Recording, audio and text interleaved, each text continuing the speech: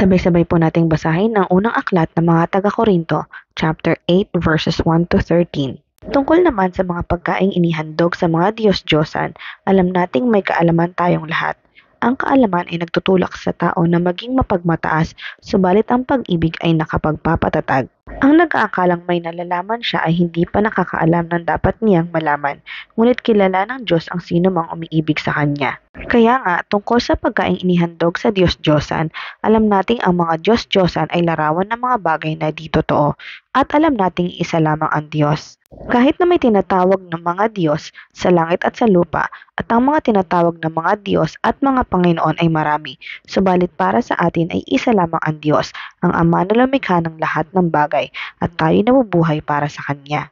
Iisa ang Panginoon si Hesukristo, at sa pamamagitan niya ay nilikha ang lahat ng bagay, at sa pamamagitan din niya ay nabubuhay tayo. Subalit hindi lahat ay nakakaalam nito. May mga taong nasanay na sa pagsamba sa mga Diyos-Diyosan noong una, kaya't hanggang ngayon, kapag kumakain sila ng ganoong pagkain, inaakala pa rin nila na iyon ay handog sa Diyos-Diyosan. Dahil kulang pa ang kanilang kaalaman, ang akala nila ay nagkasala sila kapag kumain sila niyon. Ang pagkain ay walang kinalaman sa katayuan natin sa harap ng Diyos. Walang mawawala sa atin kung hindi tayo kumain ng ganoong pagkain, at wala ring kabutihang maitudulot sa atin kung kumain man tayo niyan.